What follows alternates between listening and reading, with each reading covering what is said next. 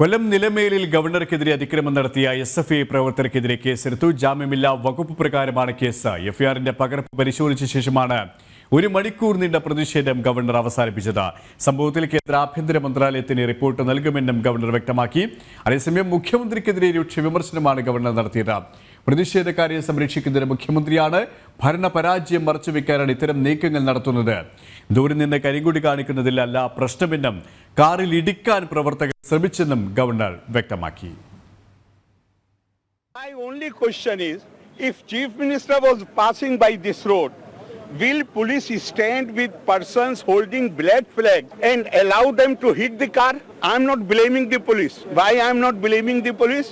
Because police, they also have to take their orders from the superior authorities.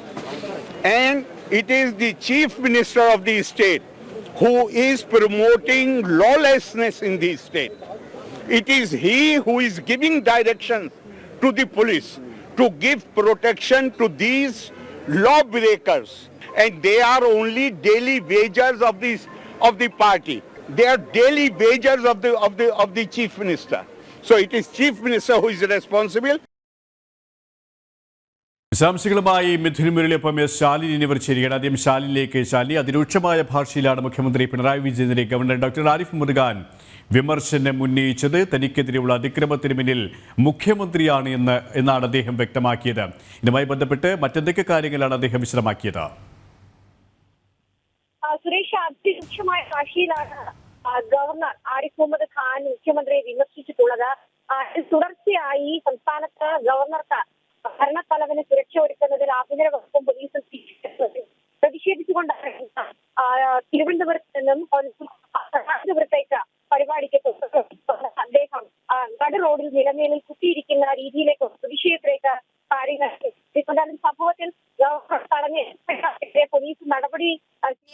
സംഭവത്തിൽ ഗവർണറെ തടഞ്ഞ SFIക്കാർക്കെതിരെ police നടപടി സ്വീകരിച്ചിരിക്കുകയാണ്. 17 പേർക്കെതിരെ കേസെടുത്തു. ഒപ്പം തന്നെ ഇവർക്കെതിരെ ജാമ്യമില്ലാ വകുപ്പുകൾ പ്രകാരമാണ് കേസ് എന്നുള്ള FIR അത് ഉറപ്പുവരുത്തിയ ശേഷമാണ് ഗവർണർ ഈ പരിപാടി നടക്കുന്ന സദാനന്ദപുരത്തേക്ക് പുറപ്പെട്ടത്. ഇപ്പോൾ നമ്മൾ തിരുവനന്തപുരത്തേക്കുള്ള യാത്രയിലാണ്. ഗവർണർ പരിപാടി പൂർത്തീകരിച്ചുകൊണ്ട് തിരികെ തിരുവനന്തപുരത്തേക്ക് മടങ്ങുന്ന കാഴ്ചകൾ കൂടിയാണ് ഇപ്പോൾ കാണുന്നത്. വലിയ രീതിയിലുള്ള പോലീസ് സന്നാഹം ഇപ്പോൾ ഗവർണർക്ക് സുരക്ഷയ്ക്ക് വേണ്ടി ഒരുക്കിയിട്ടുണ്ട്. റോഡിന്റെ ഇരുവശങ്ങളിലും പോലീസിനെ പ്രത്യേകമായി വിന്യസിച്ചിട്ടുണ്ട്. കൊല്ലം ജില്ലയിലെ വിവിധ പോലീസ് സ്റ്റേഷനുകളിലെ പോലീസ് ഉദ്യോഗസ്ഥരെ അദ്ദേഹത്തിന്റെ പാസിംഗ് പോകുന്ന വഴികളിലൊക്കെ തന്നെ പോലീസിന്റെ അകമ്പടി ഒരുക്കിയിട്ടുണ്ട്. അതീവ സുരക്ഷയിൽ തന്നെയാണ് ഗവർണർ തിരികെ തിരുവനന്തപുരത്തേക്ക് പോകുന്നത് എന്നുള്ള പ്രത്യേകത കൂടിയുണ്ട്. എന്തായാലും അതിനിടയിലാണ് ഗവർണർ തിരുവനന്തപുരത്തേക്കുള്ള ഈ ഒരു മടക്കയാത്രയ്ക്ക് മുൻപ് ഈ ഒരു പ്രതിഷേധമൊക്കെ തന്നെ അവസാനിച്ചതിന് ശേഷം SFIക്കാർക്കെതിരെ നടപടിയെടുത്തതിന് ശേഷം മാധ്യമങ്ങളെ അദ്ദേഹം കണ്ടിരുന്നു. കടുത്ത ഭാഷയിൽ തന്നെയാണ് മുഖ്യമന്ത്രിയെ ഗവർണർ വിമർശിച്ചിട്ടുള്ളത്. മുഖ്യമന്ത്രി പ്രതിഷേധക്കാരെ ദിവസവേതന കൂലിക്കാരായി ഇറക്കിയിരിക്കുകയാണ്. അത് പോലീസ് വാഹനത്തിലാണ് ഈ പ്രതിഷേധക്കാർ എത്തുന്നത് എന്നുള്ളതടക്കമുള്ള വിമർശനങ്ങൾ അദ്ദേഹം ഉന്നയിക്കുകയുണ്ടായി.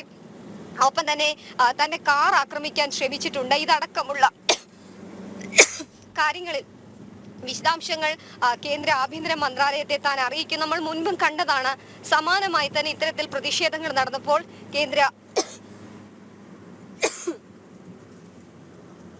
ഏതായാലും ശാലി സൂചിപ്പിച്ചതുപോലെ തന്നെ അതിശക്തമായ ഭാഷയിൽ തന്നെയായിരുന്നു ഗവർണർ ഡോക്ടർ ആരിഫ് മുഹമ്മദ് ഖാൻ മുഖ്യമന്ത്രി പിണറായി വിജയനെ വിമർശിച്ചത്. തനിക്കെതിരെയുള്ള SFI ഗുണ്ടകളുടെ അതിക്രമത്തിന് പിന്നിൽ പോലീസിൻ്റെ അനാസ്ഥയോടൊപ്പം ഇതിന് നിർദ്ദേശം നൽകിയ ആഭ്യന്തര മന്ത്രി കൂടിയായിട്ടുള്ള പിണറായി വിജയനാണ്, മുഖ്യമന്ത്രിയാണ് ഉത്തരവാദിയെന്നാണ് അദ്ദേഹം വിമർശിച്ചത്. അതിരൂക്ഷമായ ഭാഷയിലായിരുന്നു നിലവിൽ വെച്ച് ഡോക്ടർ ആരിഫ് മുഹമ്മദ് ഖാൻ മുഖ്യമന്ത്രി വിമർശിച്ചത്.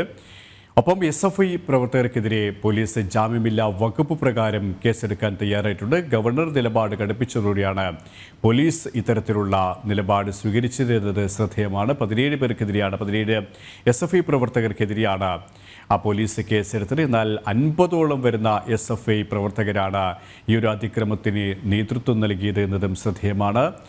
ശാലിനി തുടരുകയാണ്. ശാലിനി, ഈ SFI ഗുണ്ടകൾക്കെതിരെ കേസെടുക്കണം, അതിൻ്റെ FIR തനിക്ക് ലഭിക്കണം എന്ന ഒരു നിലപാടിൽ അദ്ദേഹം ഉറച്ചു നിന്നോ? പ്രതിഷേധം 1 മണിക്കൂറോളമാണ് നീണ്ടുന്നത്. FIRന്റെ പകർപ്പ് ലഭിച്ചതിന് ശേഷം മാത്രമായിരുന്നു അദ്ദേഹം പ്രതിഷേധം അവസാനിപ്പിച്ച് ഔദ്യോഗിക പരിപാടിയിലേക്ക് യാത്ര തിരിച്ചിരുന്നത്, അല്ലേ? അത് തന്നെയാണ് കാരണം അദ്ദേഹം പറഞ്ഞത് ഈ ഒരു മാധ്യമങ്ങളെ കണ്ടപ്പോഴടക്കം ഗവർണർ ഈ ഒരു മാധ്യമങ്ങളെ കണ്ടപ്പോഴടക്കം ഗവർണർ സൂചിപ്പിച്ചത് താൻ പ്രതിഷേധിച്ചതല്ല, പകരം തനിക്കെതിരെ പ്രതിഷേധിച്ച 50ഓളം SFI പ്രവർത്തകരുണ്ട്, അവരെ തനിക്കറിയാം. അതിൽ കൂടുതൽ പോലീസുകാർ അവിടെ ഉണ്ടായിരുന്നിട്ട് പോലും ഈ പ്രതിഷേധക്കാരെ എന്തുകൊണ്ട് പോലീസ് തടഞ്ഞില്ല? സാധാരണഗതിയിൽ നവകേരള സദസ് ഉൾപ്പെടെയുള്ള പരിപാടികൾ കടന്നു പോകുമ്പോൾ മുഖ്യമന്ത്രിക്കെതിരെ പ്രതിഷേധം നടത്തുന്ന ആളുകളെ അതിനു മുൻപ് തന്നെ അറസ്റ്റ് ചെയ്ത് അല്ലെങ്കിൽ അവിടെ നിന്ന് നീക്കുന്ന നടപടി കേരള പോലീസ് സ്വീകരിക്കില്ല. എന്തുകൊണ്ട് ഭരണത്തലവൻ എന്ന നിലയിൽ Z+ കാറ്റഗറി സുരക്ഷയുള്ള തനിക്ക് ആ സുരക്ഷ നൽകിയില്ല എന്നൊരു ചോദ്യമാണ് അദ്ദേഹം ഉന്നയിച്ചിട്ടുള്ളത്. എന്തായാലും ഇതിനിടയിൽ തന്നെയാണ് ചടയമംഗലം പോലീസ് 17 SFI പ്രവർത്തകർക്കെതിരെ നടപടി സ്വീകരിച്ചുകൊണ്ടുള്ള ജാമ്യമില്ലാ വകുപ്പുകൾ സ്വീകരിച്ചുള്ള FIR ഇവിടെ എത്തിക്കുന്നത്. FIR കൃത്യമായി തന്നെ പേഴ്സണൽ സ്റ്റാഫുകളെ കൊണ്ട് വായിച്ച് തൃപ്തനായ ശേഷം തന്നെയാണ് ഈ പരിപാടി നടക്കുന്ന സദാനന്തപുരത്തേക്ക് ഗവർണർ മടങ്ങിയത്, അല്ലെങ്കിൽ ആ പരിപാടിയിൽ പങ്കെടുക്കാനായി പോയത് എന്നുള്ളതാണ്. അതിനിടയിലും അതിരൂക്ഷമായ ഭാഷയിൽ തന്നെയാണ് മുഖ്യമന്ത്രിയെ ഗവർണർ വിമർശിച്ചിട്ടുള്ളത്. ഒപ്പം തന്നെ നിയമവാഴ്ച തകർക്കാൻ നിർദ്ദേശം നൽകുന്നത് മുഖ്യമന്ത്രിയാണ് എന്നുള്ളൊരു അതിരൂക്ഷ വിമർശനം മുൻപും തനിക്കെതിരെ ഇത്തരത്തിലുള്ള പ്രതിഷേധങ്ങൾ ഉണ്ടാകുമ്പോൾ തിരുവനന്തപുരം പേട്ടയിൽ വെച്ച് വിമാനത്താവളത്തിലേക്ക് പോകും വഴി SFI പ്രവർത്തകർ തന്റെ വാഹനത്തിൽ വന്ന് അടിച്ചപ്പോഴും അദ്ദേഹം ഉന്നയിച്ചത് മുഖ്യമന്ത്രിയാണ് ഇതിനെല്ലാം തന്നെ കോപ്പ് കൂട്ടി കൊടുക്കുന്നത് എന്നുള്ളൊരു വിമർശനമാണ്. അതിപ്പോഴും അദ്ദേഹം ആവർത്തിക്കുന്നുണ്ട്. അത് മാത്രമല്ല, എല്ലാ രീതിയിലുള്ള നിയമ നടപടി ഈ വിഷയത്തിൽ തുടരുമെന്നുള്ള സൂചന കൂടി അദ്ദേഹം നൽകുന്നുണ്ട്. കേന്ദ്ര ആഭ്യന്തര മന്ത്രാലയത്തിനും ഒപ്പം തന്നെ കേന്ദ്രത്തിനും ഇതുമായി ബന്ധപ്പെട്ട റിപ്പോർട്ട് നൽകും. ഇതിനിടയിൽ തന്നെ അദ്ദേഹം പ്രധാനമന്ത്രിയെ വിളിക്കാൻ, പ്രധാനമന്ത്രിയുടെ ഓഫീസുമായി ബന്ധപ്പെടാൻ പേഴ്സണൽ സ്റ്റാഫുകളുമായി ആശയവിനിമയം നടത്തുന്നുണ്ടായിരുന്നു. അതിനിടയിൽ കേന്ദ്ര ആഭ്യന്തരമന്ത്രി ഉൾപ്പെടെ ഉള്ളവരുമായി ബന്ധപ്പെടാനും റിപ്പോർട്ട് നൽകാനുമുള്ള ഇടപെടൽ അത് രാജ്ഭവനും ഒപ്പം തന്നെ കൂടെ ഉണ്ടായിരുന്ന പേഴ്സണൽ സ്റ്റാഫുകളും നടത്തുന്നത് നമ്മൾ ദൃശ്യങ്ങളിൽ നിന്ന് കണ്ടതാണ്. എന്തായാലും റോഡരികിലെ പ്രതിഷേധമൊക്കെ അവസാനിപ്പിച്ച് അദ്ദേഹം ഇപ്പോൾ തിരുവനന്തപുരത്തേക്ക് ഈ പരിപാടിയും പൂർത്തീകരിച്ച ശേഷം അദ്ദേഹം പോവുകയാണ്. അദ്ദേഹം ഒരു രീതിയിലും SFI പ്രവർത്തകർക്ക് മുന്നിലോ അല്ലെങ്കിൽ സർക്കാരിനോ മുഖ്യമന്ത്രിക്കോ മുന്നിൽ മുട്ടുമടക്കിയില്ല എന്നുള്ളതാണ് ഏറ്റവും പ്രധാനപ്പെട്ട കാര്യം. കാരണം പ്രതിഷേധക്കാർക്ക് മുൻപിൽ നെഞ്ചു വിരിച്ചു നിൽക്കുന്ന ഗവർണറെ തന്നെയാണ് ഇന്ന് പൊതുസമൂഹം കഴിഞ്ഞ കുറച്ചു മണിക്കൂറിനുള്ളിൽ കണ്ടത്. ഏകദേശം 1.25 മണിക്കൂറോളമാണ് റോഡരികിൽ അദ്ദേഹം ഈ ഒരു പ്രതിഷേധത്തിന്റെ ഭാഗമായി അല്ലെങ്കിൽ അദ്ദേഹത്തിന്റെ സുരക്ഷയിൽ വീഴ്ച നടത്തിയ പോലീസിനെതിരെയും ആഭ്യന്തര വകുപ്പിനെതിരെയും നടപടി വേണം, അല്ലെങ്കിൽ SFI പ്രവർത്തകർക്കെതിരെ കൃത്യമായ നടപടി വേണമെന്ന് ആവശ്യപ്പെട്ടുകൊണ്ട് അദ്ദേഹം അവിടെ തുടർന്നത് എന്നുള്ളതാണ് ഏറ്റവും പ്രധാനപ്പെട്ട കാര്യം. അത്തരത്തിൽ വലിയ രീതിയിലുള്ള സുരക്ഷാ സംവിധാനങ്ങളുടെ നടുവിലാണ് അദ്ദേഹം പോയത് എന്നുള്ളതാണ് ഏറ്റവും പ്രധാനപ്പെട്ട കാര്യം. ഇപ്പോൾ മിഥുൻ മുരളി കൂടി ചേരുകയാണ്. മിഥുൻ, ശാലിനി പറഞ്ഞതുപോലെ തന്നെ ഒടുവിൽ ഗവർണർ പ്രതിഷേധം അവസാനിപ്പിച്ചത് കൃത്യമായ ഇടപെടൽ ഉണ്ടാകും എന്നുള്ള പോലീസിന്റെ ഉറപ്പ് ലഭിച്ചതിന് ശേഷം മാത്രമാണ് 17 പേർക്കെതിരെയാണ് ജാമ്യമില്ലാ വകുപ്പ് പ്രകാരം കേസെടുത്തത്. FIRന്റെ പകർപ്പ് ലഭിച്ചതിന് ശേഷം മാത്രമാണ് ഗവർണർ തന്റെ നിലപാടിൽ അയവ് വരുത്തിയത്. ഒപ്പം തന്നെ മിഥുൻ നേരത്തെ പറഞ്ഞതുപോലെ തന്നെ 50ഓളം SFI പ്രവർത്തകർ അവിടെ തടിച്ചുകൂടിയിരുന്നു, അതിക്രമം നടത്തിയിരുന്നു. അതായത് അവരെയൊക്കെ സംരക്ഷിക്കുന്ന പോലീസ് ഗവർണർ നിലപാട് കടുപ്പിച്ചതിന് ശേഷം മാത്രമാണ് ഈ ജാമ്യമില്ലാ വകുപ്പ് പ്രകാരം അല്ലെങ്കിൽ കേസെടുക്കാൻ പോലും തയ്യാറായതല്ലേ? ഗവർണർ അത്രയും മണിക്കൂറുകളോളം 1.25 മണിക്കൂറോളം അവിടെ കുത്തിയിരുന്ന് പ്രതിഷേധിക്കേണ്ട, ഗവർണറുടെ ഭാഷയിൽ പറഞ്ഞാൽ അത് പ്രതിഷേധമല്ലായിരുന്നു. FIR എടുക്കുന്നതിന് വേണ്ടി, ഇവർക്കെതിരെ നടപടിയെടുക്കുന്നതിന് വേണ്ടി, കേസെടുക്കുന്നതിന് വേണ്ടിയുള്ള കാത്തിരിപ്പായിരുന്നു എന്നാണ് ഗവർണർ വ്യക്തമാക്കിയിരുന്നത്. അതിനുവേണ്ടിയുള്ള 1.5 മണിക്കൂറോളം നീണ്ടുനിന്ന 1.25 മണിക്കൂറോളം നീണ്ടുനിന്ന ഗവർണറുടെ കാത്തിരിപ്പിന് ശേഷമാണ് കടുത്ത വകുപ്പുകൾ ചുമത്തിക്കൊണ്ട് ഈ 17 പേർക്കെതിരെയെങ്കിലും കേസെടുക്കാൻ പോലീസ് തയ്യാറായത്. ഗവർണറെ അനുനയിപ്പിക്കുന്നതിനുള്ള ശ്രമത്തിന്റെ ഭാഗമായിട്ട് തന്നെയായിരുന്നു ഇത്രയും ആളുകൾക്ക്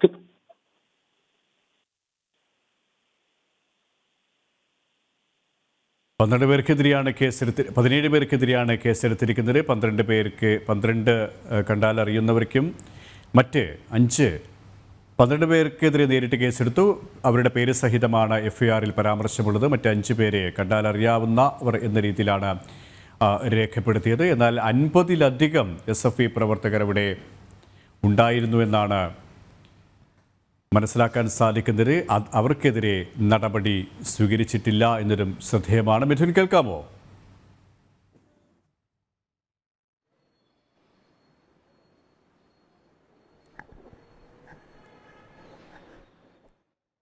മിഥുൻ, കേൾക്കാമോ?